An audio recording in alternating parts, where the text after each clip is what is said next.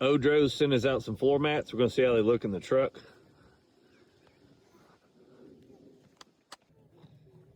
Here they are installed. You can see they've got your little ribs to catch stuff, and then it rolls over your edge here and comes back.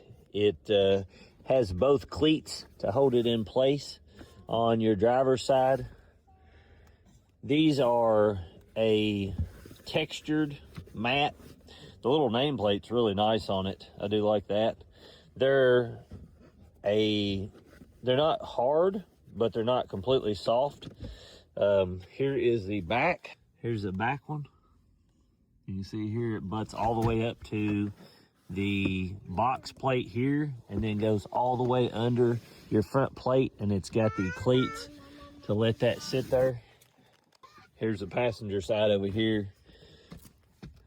All these fit really well and give you good coverage. This is all matted here. If you want 20% off of these, the 3 dots in the top right of the video will have a link for them and a discount code for 20%. Use Drake20.